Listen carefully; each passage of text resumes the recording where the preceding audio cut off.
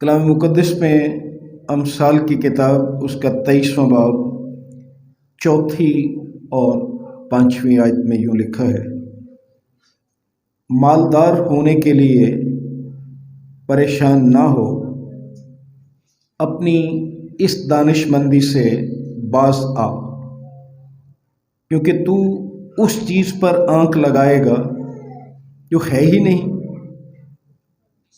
क्योंकि दौलत यकीनन उकाब की तरह पर लगाकर आसमान की तरफ उड़ जाती है। खुदावंद की बरकत उसके पाक कलाम के पढ़े और सुने जाने पर हो, आमीन। आइए एक दफ़ा फिर अपने सरों को खुदावंद के हज़ूर झुकाएं और दुआ मांगें।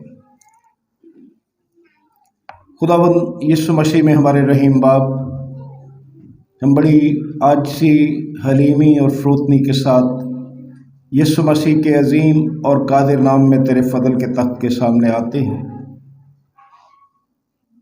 इस बात का इकरार करके कि हम गुनहगार और निकम्मे हैं, जिनकी खातिर तूने अपने बेटे को इस दुनिया में भेजा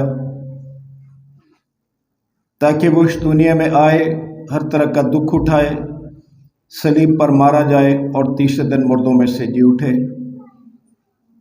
रहीम बाप, तेरी मिन्नत करते हैं कि तू अपना करम कर ताकि उसके इस दुनिया में आने के मकसद को जान सके और उस मकसद के मुताबिक अपनी ज़िंदगियां ढालें। आज खुदावंद जहाँ कहीं भी पूरी दुनिया में ईमानदारी इकट्ठे, उन सबको बरकत दे कि हिफाजत कर, अपने तमाम खादमों को बरकत दे। तेरा अपना खादिम तेरे हजूर हाजिर है, इस बात का इकरार करते हुए कि मेरा इल्म अकल दोनों नाकिस हैं, तू अपने करम से नवाज, पाक रूह की मामूरी अता कर, अपना पाक कलाम खुदावंद अता फरमा, बख्श दे कि जब हम तेरी आवाज़ को सुने तो ये हमारे दिलों में जगह पाए और हम इस पर अमल करने वाले बने।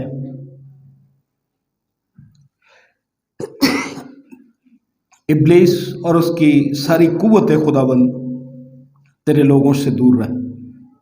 यीशु मसीह के प्यारे और जलाली नाम से मांगते हैं, आमीन।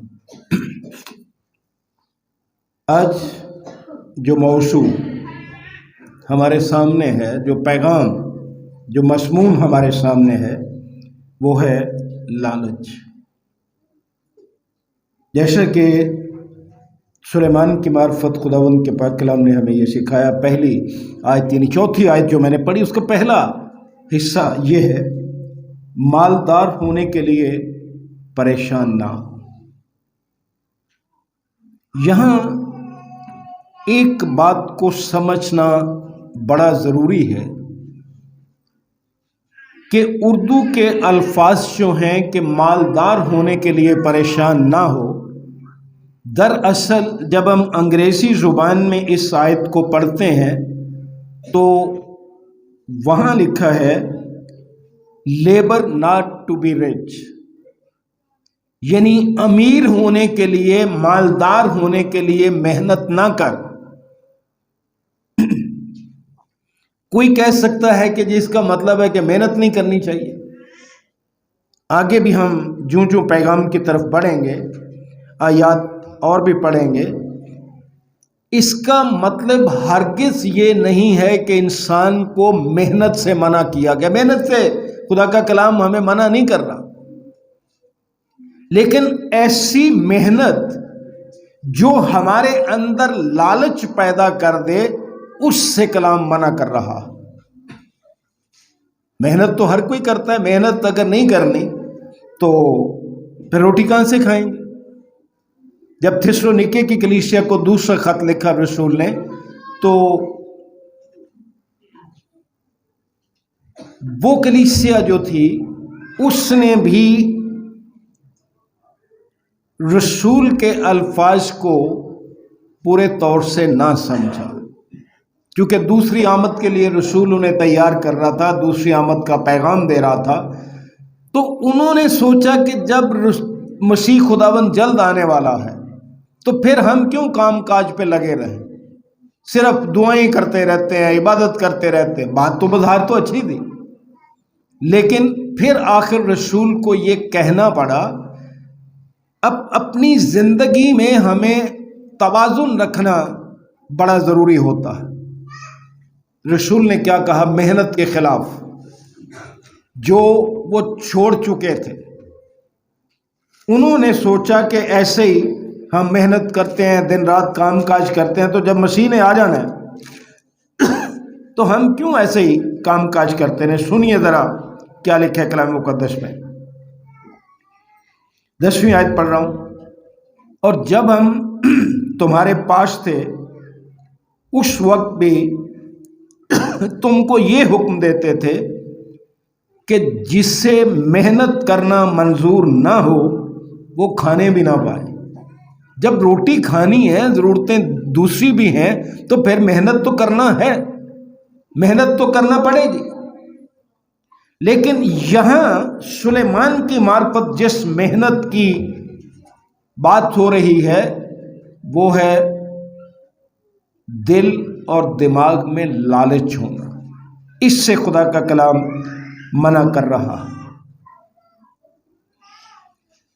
یہاں امثال کی کتاب میں جو منع کیا گیا ہے، دولت کے اس جذبے کے خلاف منع کیا گیا ہے، دولت کے اس جذبے کے خلاف آگاہی دی گئی ہے جو ہمیں برائی کی طرف لے جاتا ہے۔ باقی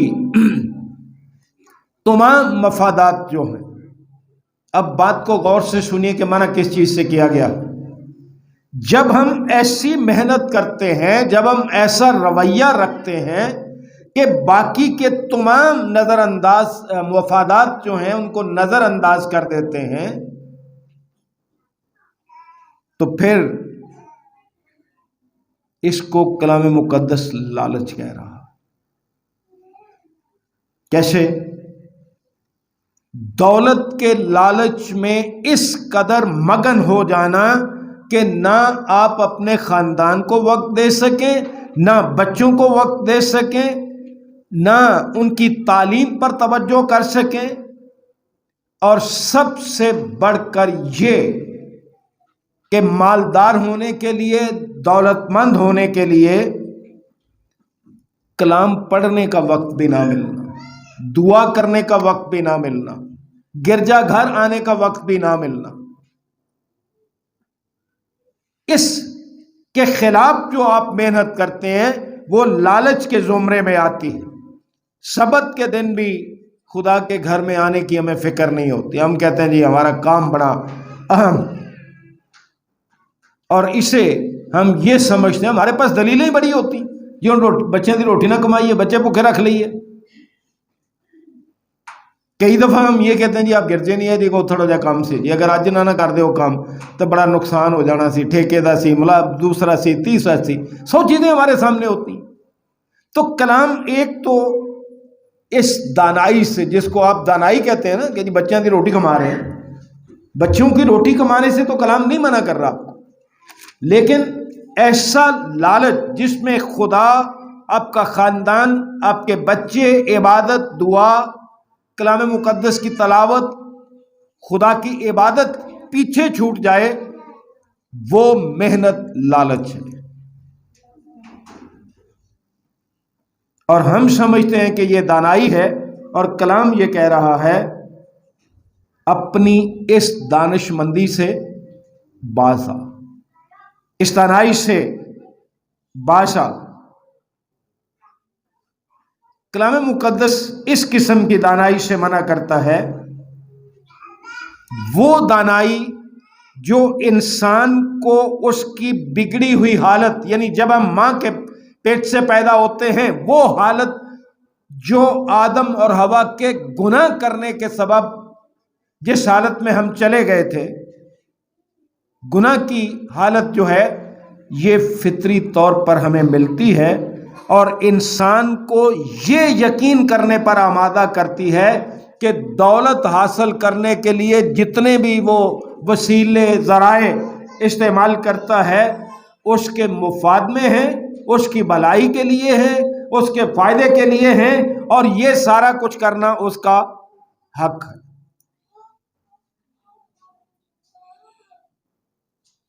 اس کی زندگی کی خوشی، انسان یہی سمجھتا ہے کہ میری زندگی کی خوشی جو ہے یہ میرے مال پر مشتمل ہے، میری دولت پر مشتمل ہے، یعنی جتنی زیادہ دولت ہوگی انسان اتنا ہی خوش ہوگا۔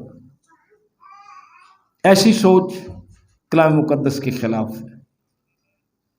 اگر ہم مقدس لوکا کی معرفت انجیل اس کا 12واں باب اور اس کی 15ویں آیت دیکھیں تو وہاں مسیح خداوند نے واضح طور سے بتایا تھا، مقدس لوکا کی معرفت خداوند کی انجیل اس کا 12واں باب اور اس کی 15ویں آیت میں یوں لکھا ہے، اور اس نے ان سے کہا، خبردار، اپنے آپ کو ہر طرح کے لالچ سے بچائے رکھو، کیونکہ کسی کی زندگی اس کے مال کی کثرت پر موقوف نہیں۔ جتنا مرضی مال ہو، آپ کی زندگی اس پر موقوف ہی نہیں ہے، اور ہم نے دولت ہی کو سب کچھ اپنا بنا لیا۔ حالانکہ یہ دولت، یہ مال بعض اوقات ہمیں خدا سے دور لے جاتے ہیں۔ تالمود میں جو اس سلسلے میں لکھا ہے،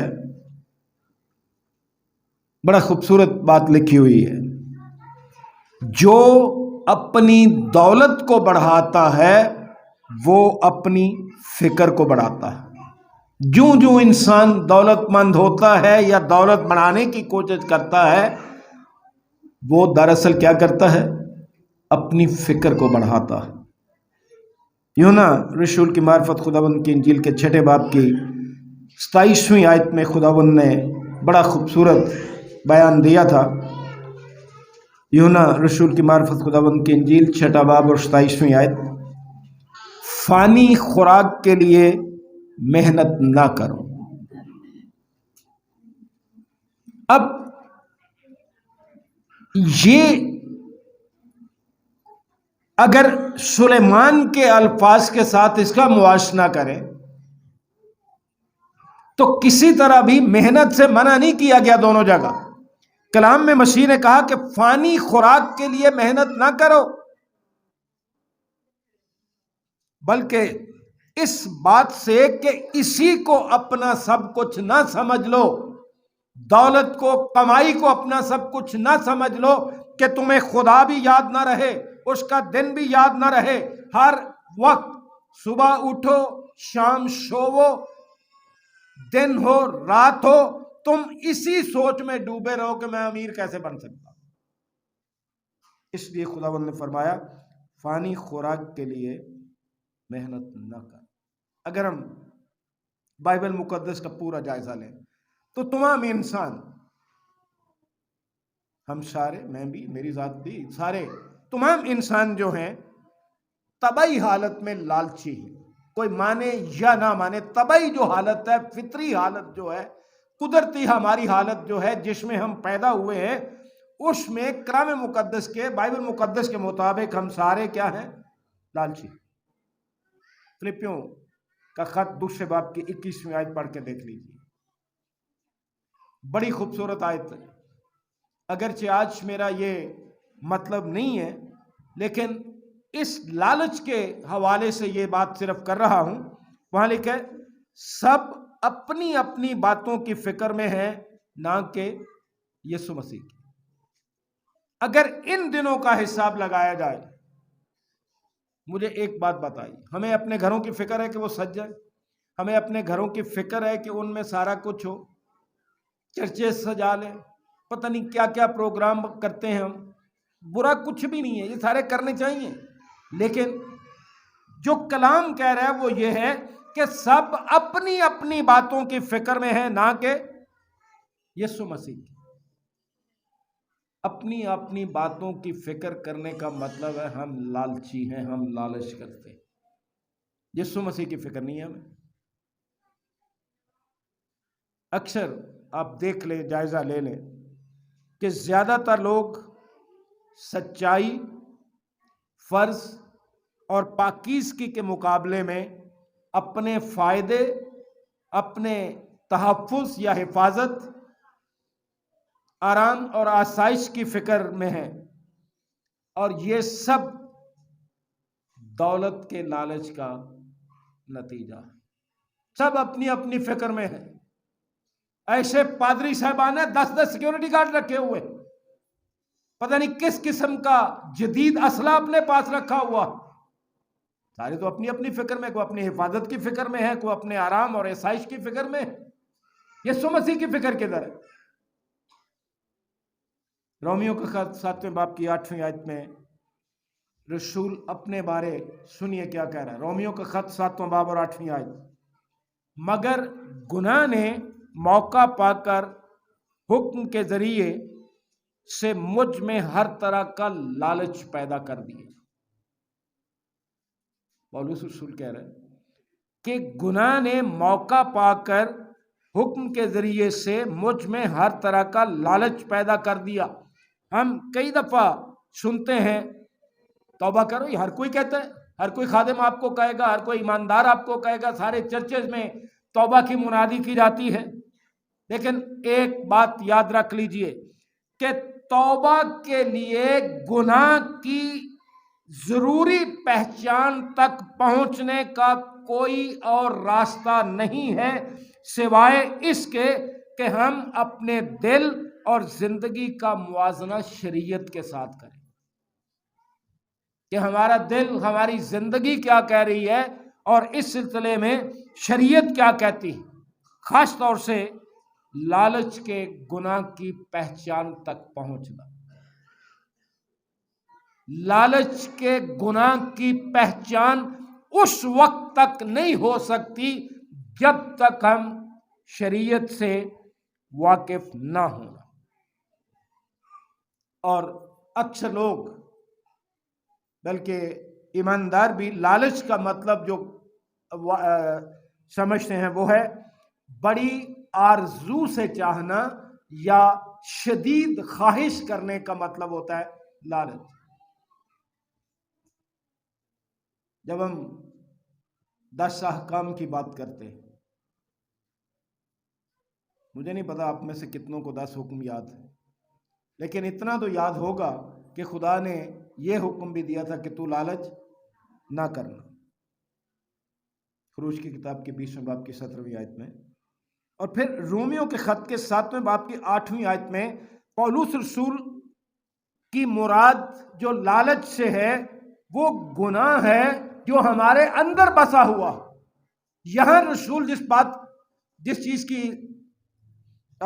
بات کر رہا ہے، جس کا بیان کر رہا ہے، جس چیز کو وہ ہم تک پہنچانا چاہتا ہے، وہ ہے وہ گناہ، لالچ کا گناہ جو ہمارے اندر بسا ہوا ہے. اسے رسول کو بھی اس وقت اس کی پہچان ہوئی جب شریعت نے کہا تو لالچ نہ کر. اگر شریعت نہ کہتی کہ لالچ نہ کر تو ہمیں پہچان کہاں سے ہونی؟ اور رسول بھی یہی بات کر رہا ہے. شریعت سے اس نے پہچانا کہ لالچ گناہ ہے، بلکہ نہ صرف گناہ بلکہ گناہ کی جڑ ہے. جب ہم کلام نہیں پڑھیں گے، اس کی شریعت نہیں پڑھیں گے، اسے سمجھیں گے نہیں، اسے اپنے دل میں نہیں جگہ دیں گے تو گناہ کی پہچان کہاں سے ہوگی؟ اور لالچ کے گناہ کی پہچان بھی اس وقت تک نہیں ہو سکتی جب تک ہم شریعت سے واقف نہ ہوں. شروع میں نے بات کی کہ سلیمان نے کہا کہ اپنی اس دانش مندی سے، اپنی اس دانائی سے باز آ. جو کوئی تجھے چرچ کے لیے کہہ دے، دعا کے لیے کہہ دے، کلام کے لیے کہہ دے تو تیرے پاس 20 بہانے، آگے سے تو 10 دلیلیں سناتا ہے، دوسرا بیچارہ ایک دلیل بھی نہیں سنا پاتا، کیونکہ ہم بڑے دانش مند بنتے ہیں. سلیمان کی معرفت کہا گیا اپنی اس دانش مندی سے باز آ. اب مجھے یہ بتائیے کہ پولس رسول جس قدر پڑھا لکھا شخص تھا، جس قدر اسے فہم حاصل تھا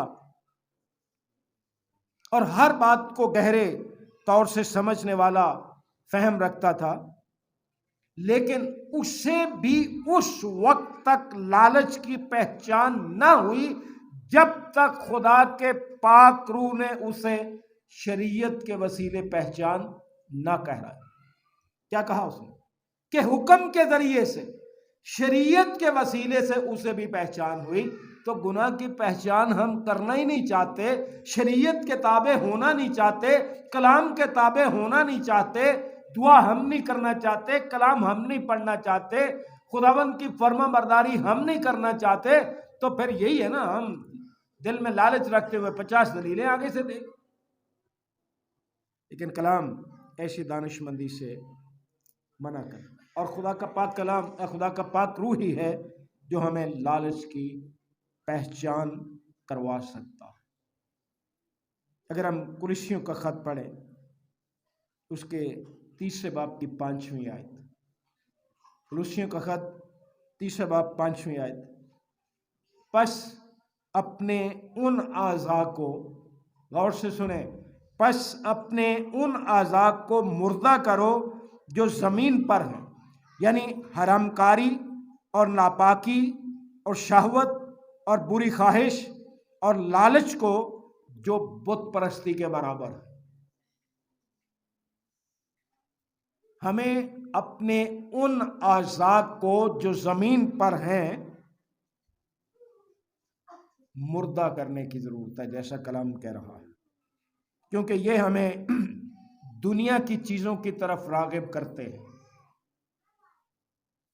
یہاں اس آیت میں جسم کی خواہشات، اور جسم کی خواہشات جو مسیحی زندگی اور آسمان کی امید کی مخالف ہے۔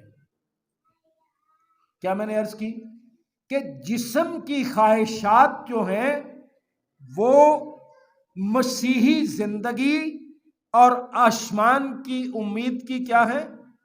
مخالف ہے۔ اس کے ساتھ دنیا کی محبت کا بھی ذکر کیا گیا ہے، اور دنیا کی محبت میں لالچ کا ذکر کیا گیا کہ لالچ سے بھی باز رہو جو بت پرستی کے برابر ہے۔ لالچ روحانی بت پرستی ہے۔ آپ کہیں گے جی میں نے کبھی کسی بت کے آگے سجدہ نہیں کیا، میں کبھی کسی قبر پہ نہیں گیا۔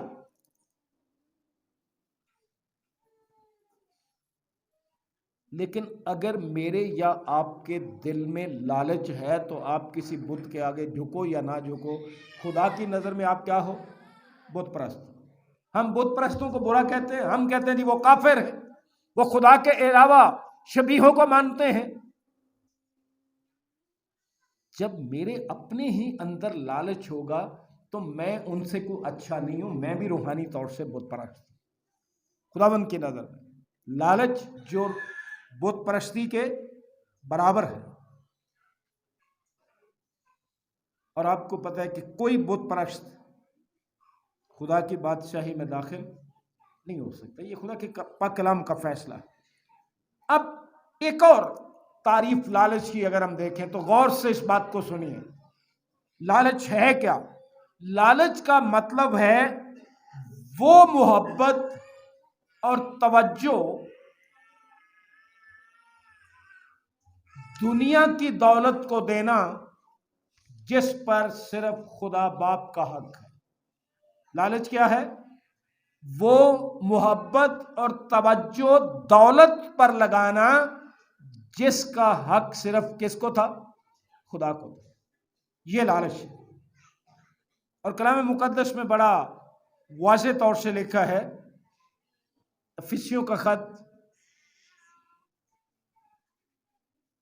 اس کا 5واں باب اور 5ویں آیت لکھا ہے، کیونکہ تم یہ خوب جانتے ہو کہ کسی حرام کار یا ناپاک یا لالچی کی جو بت پرست کے برابر ہے مسیح اور خدا کی بادشاہی میں کچھ میراث نہیں۔ اس کا مطلب یہ ہے کہ اگر ہم لالچی ہیں تو ہم مسیح کے ہم میراث نہیں ہو سکتے۔ آج مجھے اور آپ کو اپنے اپنے دلوں کو ٹٹولنے کی ضرورت ہے۔ بظاہر ہم بت پرست نہیں ہیں، لیکن اگر ہمارے دل میں لالچ ہے، ہم لالچی ہیں، تو پھر خدا کی نظر میں ہم بت پرست ہیں۔ یہ اتنا گھناؤنا گناہ ہے کہ خدا، ویسے تو خدا ہر ایک گناہ سے نفرت کرتا ہے، لیکن خدا لالچ سے بھی نفرت کرتا ہے۔ کیسے نفرت کرتا ہے؟ یعقوب کا خط 4 باب اور 30 آیت ہمیں بتاتی ہے۔ یعقوب کا خط 4 باب اور 30 آیت سنیے کیا لکھا ہوا ہے۔ تم مانگتے ہو اور پاتے نہیں، اس لیے کہ بری نیت سے مانگتے ہو۔ کبھی کوئی بری نیت سے مانگتے؟ آپ مانیں گے تو نہیں نا؟ میں بھی نہیں مانوں گا، کوئی بھی نہیں مانے گا جی میں نے تو کبھی بری نیت سے نہیں مانگا، تو کلام غلط کہہ رہے پھر ہم سچے اور کلام جھوٹا ہے؟ نہیں، سنیے، تم مانگتے ہو اور پاتے نہیں اس لیے کہ بری نیت سے مانگتے ہو تاکہ اپنی عیش و عشرت میں خرچ کر۔ یہ ہے ہماری مانگنے کی نیت، اس لیے خدا اسے بری نیت کہہ رہا ہے۔ دنیاوی اور نفسانی خواہشیں ایک ایسا مزاج ہے، دنیاوی اور نفسانی خواہشیں ایک ایسا مزاج ہے جو دل اور دماغ کو قناعت نہیں کرنے دیتا، صبر نہیں کرنے دیتا۔ اگر آپ بچوں کو چپ کرا لیں تو آپ کی مہربانی ہوگی۔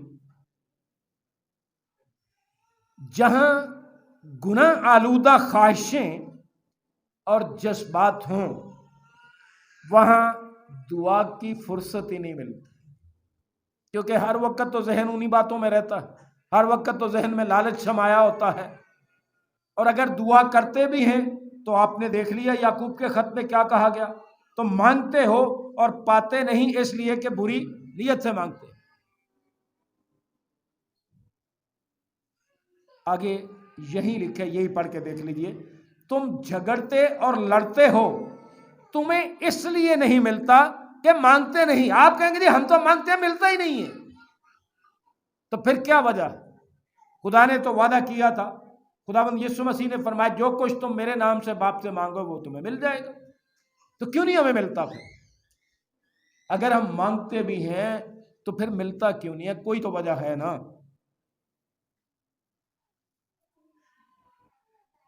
یاد رکھیے ہماری خواہشات ہماری دعا کا ناش کر دیتی۔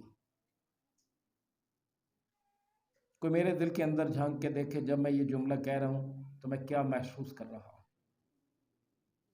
ہماری خواہشات ہماری دعا کا کیا کرتی ہیں؟ ناش کر دیتی ہیں۔ ہم اولاد مانگتے ہیں، خدا کی مرضی کے تابع نہیں رہتے۔ اولاد مانگنا بری بات نہیں ہے، لیکن خدا کی مرضی کو ہم نے کب سمجھا؟ ہم بیٹے مانگتے ہیں، خدا کی مرضی کو نہیں سمجھتے۔ بیٹے بھی ہونے چاہیے، بیٹیاں بھی ہونی چاہیے، لیکن کبھی خدا کی مرضی کے تابع بھی تو ہم ہوں۔ اس لیے ہمارے اندر جو چھپی خواہشات ہوتی ہیں نا، کاش ہے ٹھیکہ مینوں مل جائے، اے کم مینوں مل جائے، اینے پیسے میرے کو آ جائیں، یہ ہماری دعا کا ناش کرتے، کوئی فائدہ نہیں ہوتا ایسی دعا۔ اور پھر دراصل ہم اپنی کامیابیوں اور دعاؤں سے اپنے فخر، شیخی، عیش و عشرت اور ہوس کو پورا کرتے ہیں، اپنے اندر کے لالچ کو پورا کرتے ہیں جو ہماری کامیابیاں بھی ہوتی ہیں۔ اس طرح ہم عبادت اور دعا کی توہین کرتے ہیں۔ جب ہمارے اندر ایسا خواہشات کا ڈھیر لگا ہوا ہے تو پھر ہم اپنی عبادت اور دعا کی بھی توہین کرتے ہیں اور خدا کی بھی تحقیر کرتے ہیں، کیونکہ ہم اس کی پاک مرضی کے تابع نہیں ہوتے۔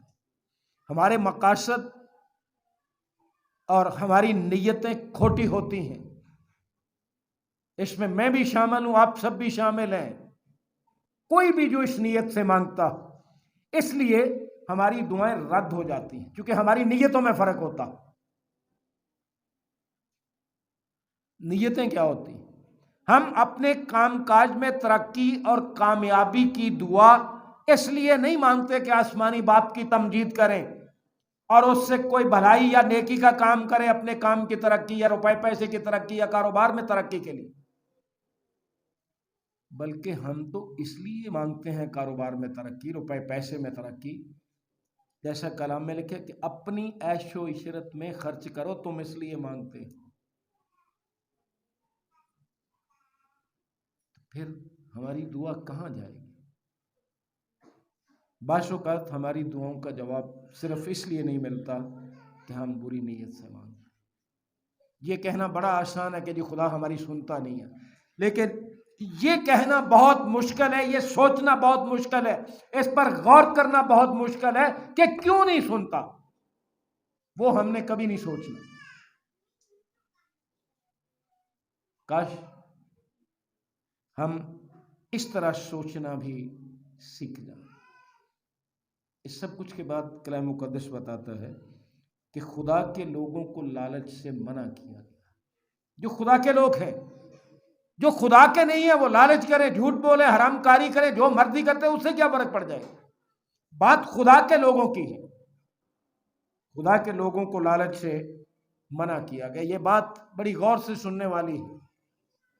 جو رسول بات کہہ رہا ہے وہ تو کھانے کے بارے کہہ رہا تھا۔ کرنتھس کی کلیسیا کے نام پولس رسول کا پہلا خط 10ویں باب کی 24ویں آیت، سنیے کیا لکھا ہے۔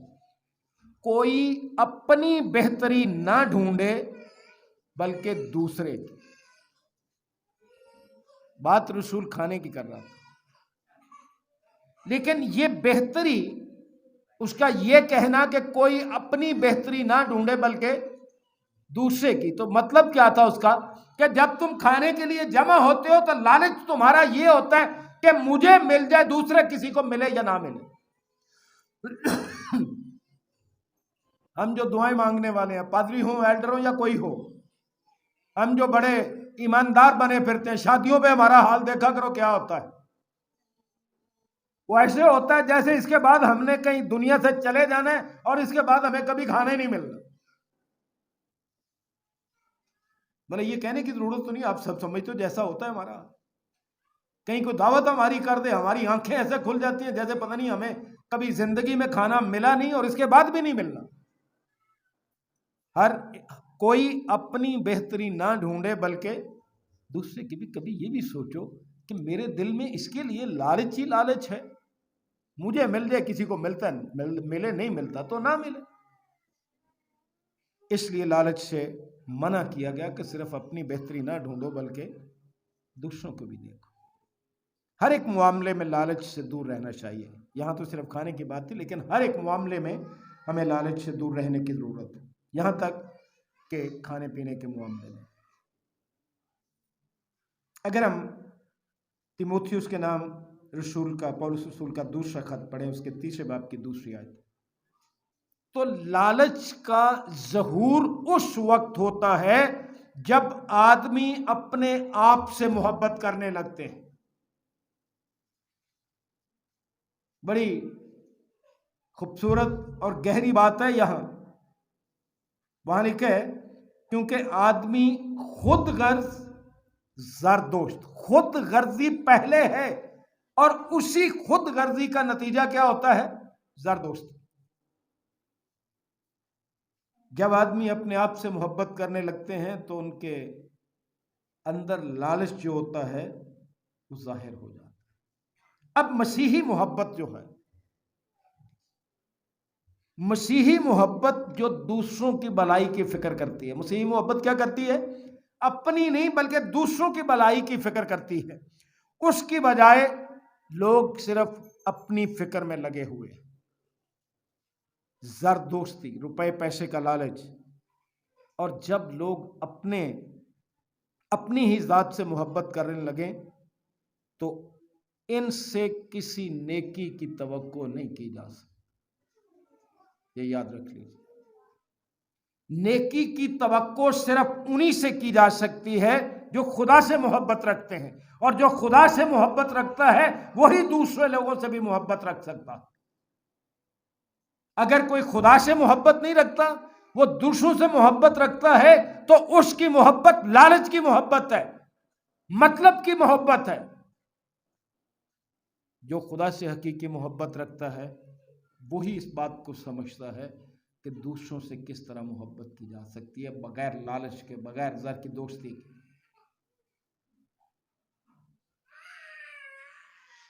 جب ہر شخص جو کچھ ہو سکے،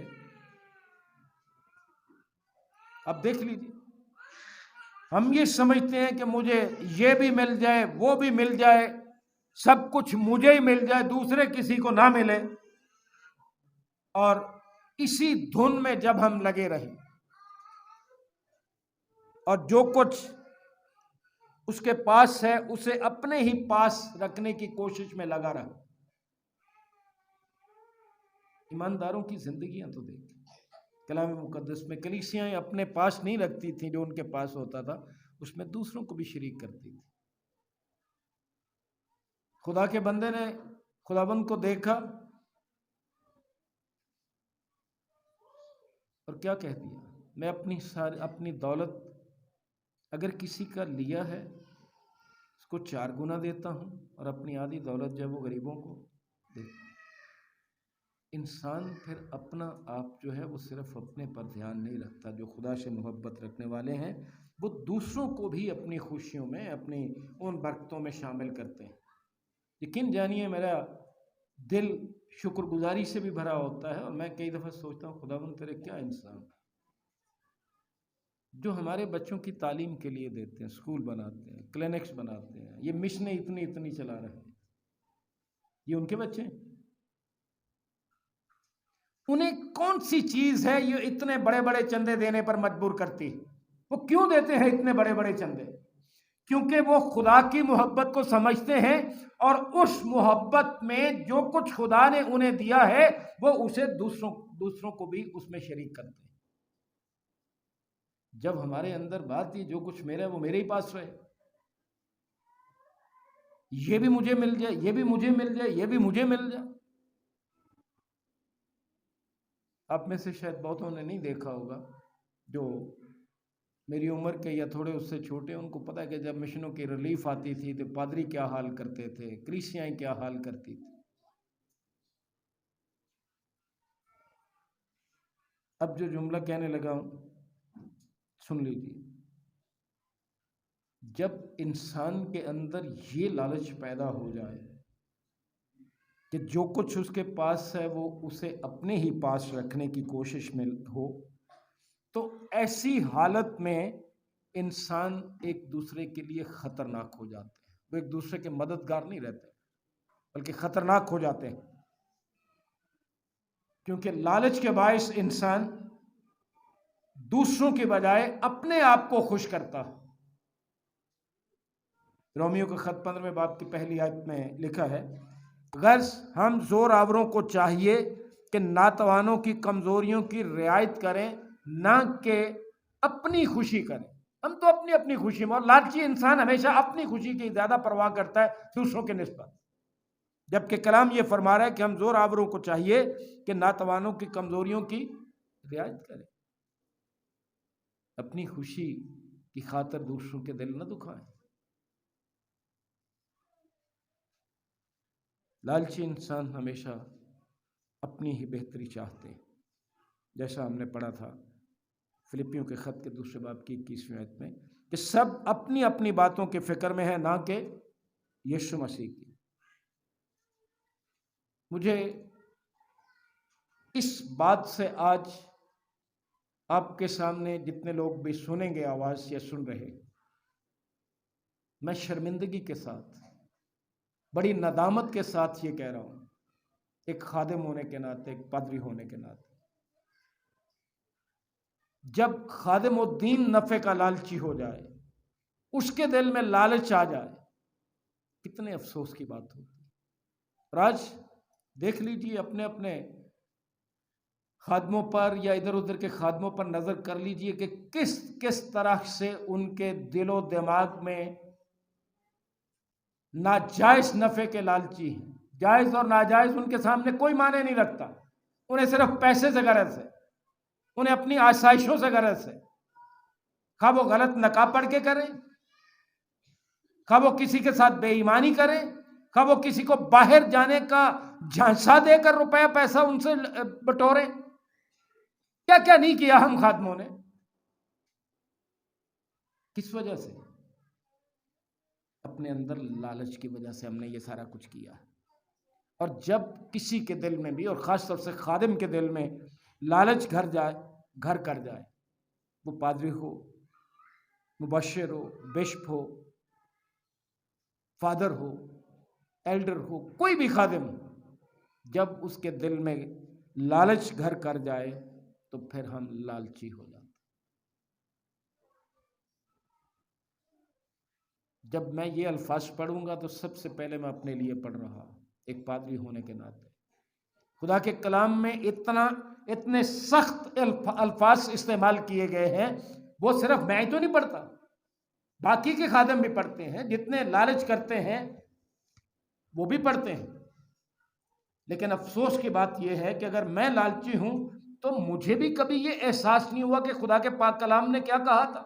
اگر کوئی دوسرا لالچی ہے خادم ہوتے ہوئے تو وہ بھی سوچے کہ یہ خدا کے پاک کلام نے جو کہا تھا کیا کہا تھا۔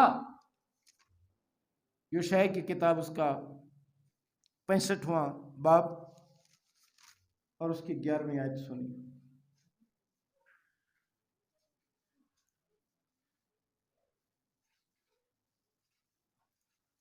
یہ میں کوئی شاید باب غلط لکھ گیا ہوں۔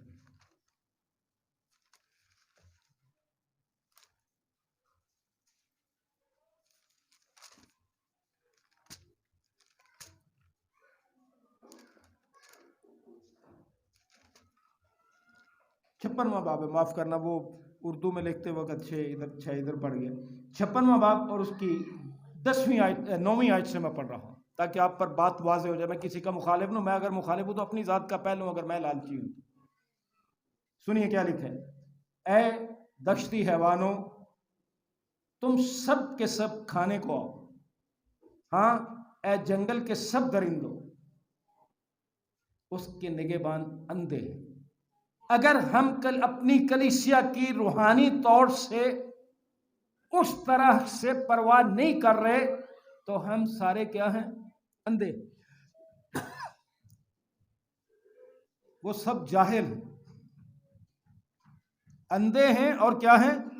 جاہل ہیں۔ کہنے کو تو ہم نے بڑی بڑی ڈگریاں کی ہوئی ہیں، بڑی بڑی نامی سیمنریوں سے ہم ڈگریاں حاصل کرتے ہیں، پی ایچ ڈی کرتے ہیں۔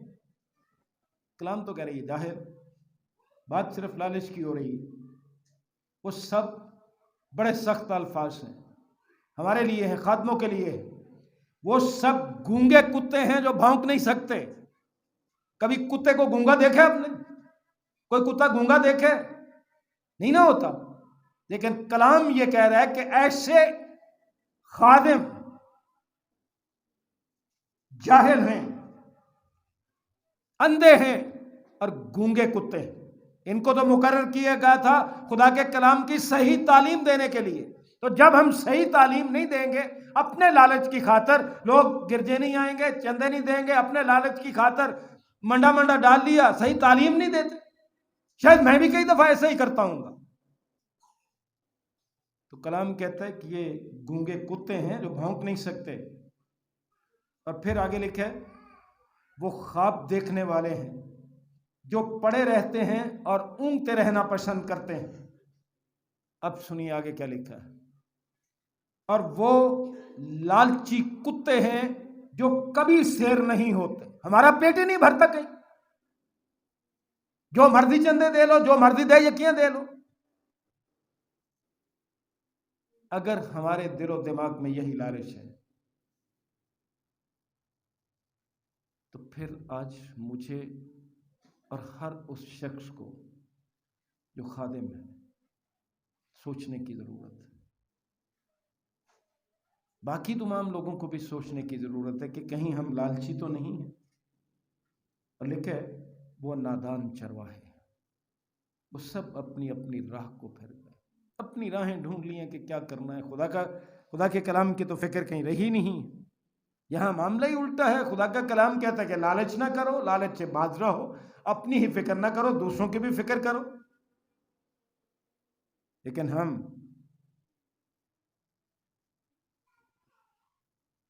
پتہ نہیں کیا कहना चाहिए मुझे।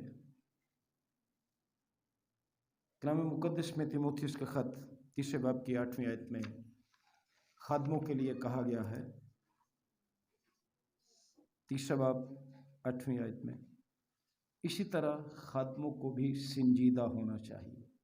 2 ज़ुबान, किसी ने कुछ किया किसी ने कुछ किया, 2 ज़ुबान ना हो, फिर शराबी ना हो। और आगे लिखा है नाजायज़ नफ़े के लालची ना हो। असां कलीसियावां दे पैसे खादे, गिरजियां दे पैसे असां खादे, गलत निकाह असां पढ़े, 2 नंबर काम हमने किए। क्यों? हमारे अंदर नाजायज नफे का लालच जो था वो समाया हुआ था। जबकि खादिम की तारीफ ये है, खादिम की खूबी ये होनी चाहिए कि वो 2 ज़ुबान, शराबी, नाजायज नफे का लालची ना। मैथ्यू हेनरी इस सिलसिले में कहता है कि वो लालची और मुनाफा खोर ना हो, इस दुनिया की दौलत के एतबार से मुर्दा हो, इससे बालातर होकर जिंदगी बसर करता हो। असीस भाई और असीस बहन, आप, मैं या कोई भी दिन रात कलाम पढ़े, दिन रात दुआ मांगे, दिन रात रोजे रखे, गिरजाघर आए, कलाम सुने या सुनाए, अगर हम लालची हैं तो हमारा लालच कलाम को क्या करता है? दबा देता, उसे पनपने नहीं देता, उसे उगने नहीं देता, उसे फलदार नहीं होने देता। कलाम सुना, लालच ने दबा दिया, वो चल पादरी दे हो जाते रहिंदे, और हमारी जिंदगी बेफल रहती है। कलाम मुक़द्दस में लिखा है, मुक़द्दस मरकुस की इंजील उसका 4 बाब 19वीं आयत, दुनिया की फिक्र और दौलत का फरेब और तरह की चीज़ों का लालच दाखिल होकर कलाम को दबा देते हैं और वो बेफल रह जाता है। दुआएं भी रायगा गई, रोज़े भी रायगा गए, चंदे दायकियाँ, कलाम सुनना, पढ़ना, सुनाना, सब कुछ रायगा गया, क्योंकि हमारे अंदर लालच है और उस लालच ने कलाम को क्या किया? दबा दी, और फिर हमारी ज़िंदगी बेफल रही। खुदा के लोगों, आइए आज खुदावंद खुदा के हुजूर अपनी ज़िंदगी से हर तरह का लालच दूर करने का वादा करें, ताकि हमारी ज़िंदगी बेफल न रहे, क्योंकि बेफल ज़िंदगी का कोई फ़ायदा नहीं है।